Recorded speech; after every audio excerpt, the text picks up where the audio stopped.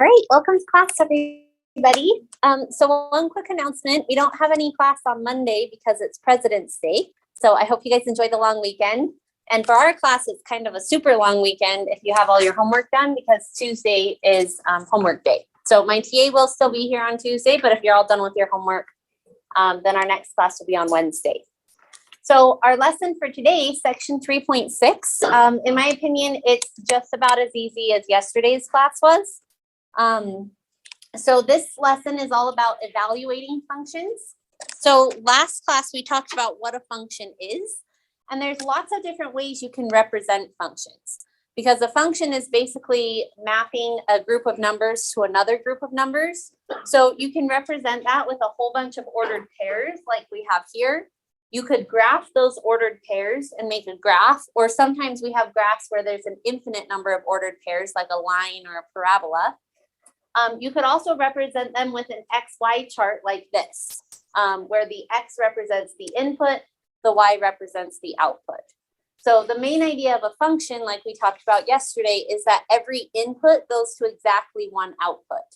And so to test whether or not something's a function, you can use the vertical line test on a graph, or you can just look through all the inputs and make sure that there's not any inputs that go to two different things. So that's an example of a function with just a finite number of points. But we might also have functions with an infinite number of ordered pairs, which we will usually use a function rule to describe.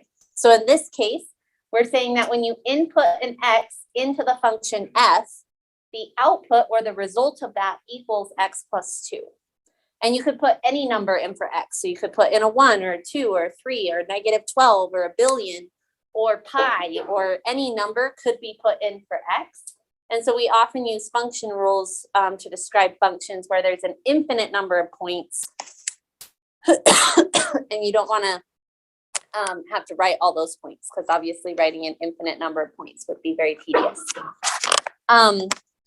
So what we're doing in class today is we're learning how to evaluate functions.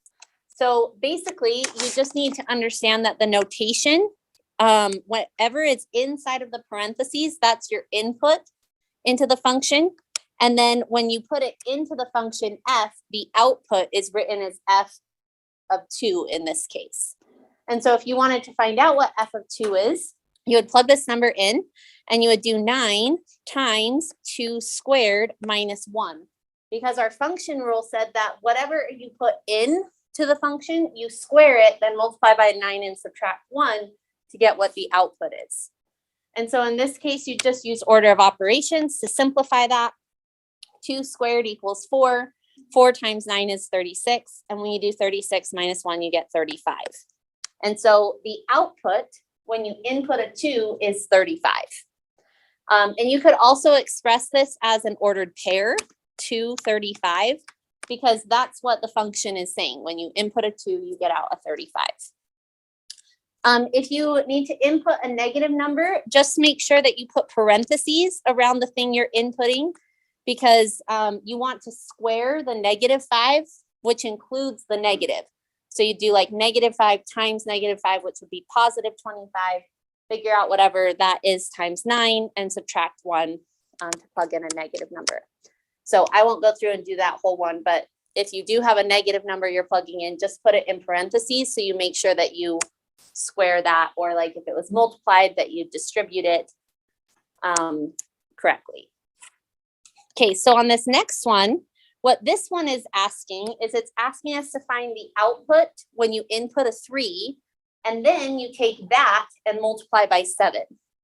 And so in this case, we would have 7 times 9 times 3 squared minus 1.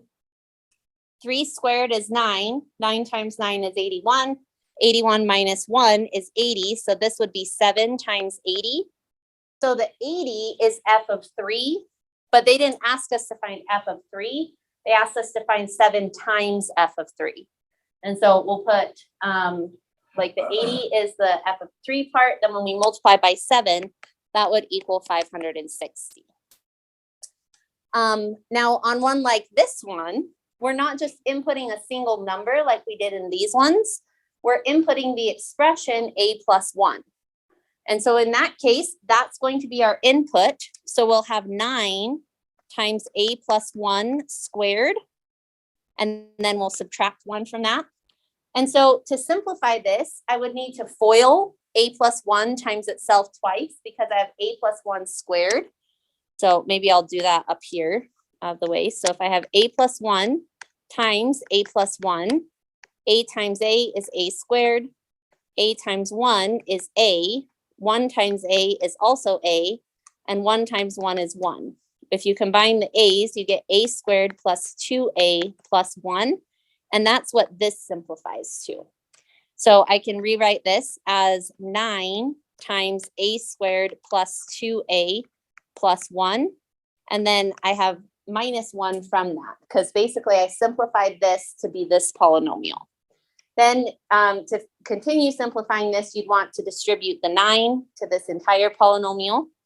I'm running out of room. So that would be 9a squared plus 18a plus 9 minus 1. And then 9 minus 1 can be simplified to 8. So I'd get 9a squared plus 18a plus 8. So the principle is the same. You're taking this and you're putting it into the function they gave you. This one is just a little more complicated to simplify because you have to FOIL a binomial in order to get the simplified version. But this would be the output when you input a plus 1. And this problem, I'm not going to go through it because I'm running out of room, but this one is different than this one because you're inputting an a into the function. So you'd get like 9a squared minus 1, and then you're adding 1 to that. Versus on this one, we were inputting a plus 1 into the function. Does that make sense, the difference between those? Yeah, the ones would end up canceling out. Yep. So that's most of your lesson is just inputting numbers into functions. On some of them, you may have to input a fraction. So like in this case, we're inputting a fraction in for x here. So the output would be 1 over negative 1/2 plus 2. However, to simplify this, you can only add fractions if they have the same denominator. So I would write this as 1 over negative 1/2 plus 4/2, because the number 2 can be written as 4/2, but you have to have common denominators before you can add them. And that would give you 1 over 3/2, because negative 1/2 plus 4/2 is 3/2. Then if I have 1 over that, I can think about it as 1 divided by 3/2. And if you divide fractions, you can think about this as multiplying by the reciprocal of the fraction. And so 1 divided by 3/2 is the same thing as 1 times 2/3, which just equals 2/3. And so that would be our answer for this output.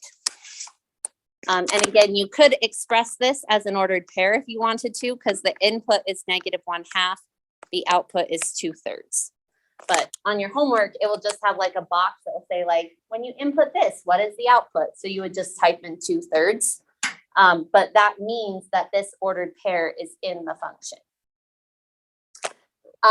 So you have some problems like that. This one's just another fraction one. So on this one, you'd have 1 over 1/3, but then you do 1 times 1 or times 3 over 1, because you could multiply by the reciprocal. Then you'd add 2 to that. Let's see. This one's basically what we were just talking about. This is question 1. There's one question I wanted to look at with you guys though. So this is question 3. If you want to, you can open up your homework and work on it with me. I'll give you a second to open that up.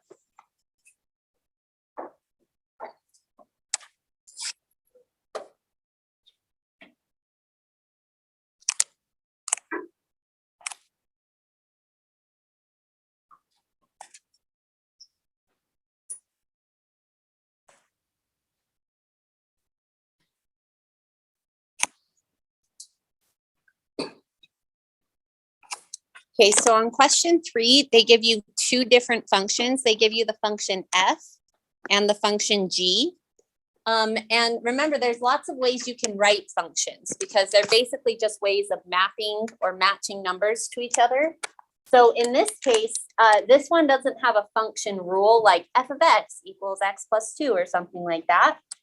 On this one, they literally just listed out all of the ordered pairs in the function. And so when they ask you for something like f of 4, they're saying when you input a 4 into the function f, what is the output? So you go to function f, you look for an input of 4, and we notice that this ordered pair right here has an input of 4. What is the output when you input a 4? 0. And so that would be the output when you input a 4 into the function f. If you look at, say, letter C, where you're inputting a 1/2 into the function g, we look through the function g, there's an input of a 1/2, the output is -2. And so g of 1/2 would be -2. What if your function is a multiple equations? Meaning like, Say like you're 4, and then you have f of x is 4 and 0, and 1 and 4. mm-hmm. 4 Yeah. times. Yeah, so let's say maybe there was an ordered pair in here that was like 3, 7 or something like that. Like if that was in the list. So it depends on whether you're asked for f of 3 or g of 3. Because if you're asked for f of 3, your answer would be 7, because that's the output when you input a 3 into f. If you're asked for the output when you input a 3 into g, then that would be 2 in this case.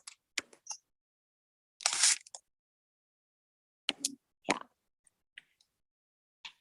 Any other questions on this one? Okay, the other question I wanted to go over was question 5.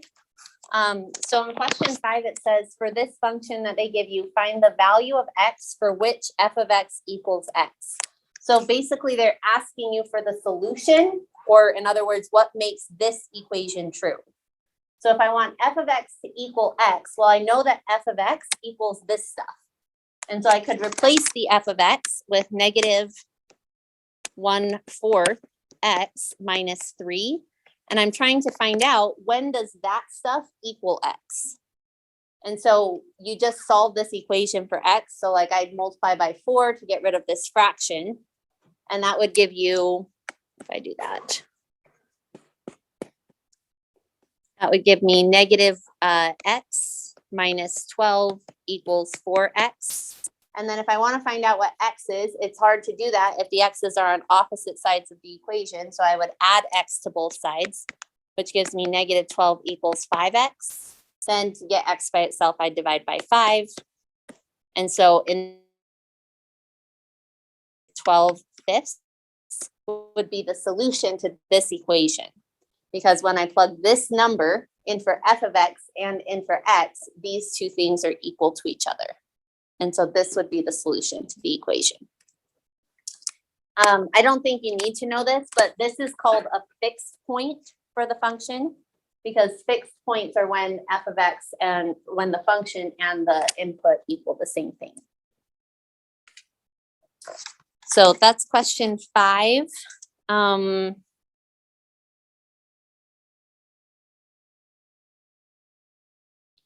Yeah, I think that's it. On these ones, just remember that you can have tables that represent functions. So like if they asked for, I don't know, like f of -1, you would say, well, if I have an input of -1, my output is 2. But essentially that's the same thing as having a list of ordered pairs. It's just written in a table instead of in pairs. So f of -1 would end up equaling 2 in that problem.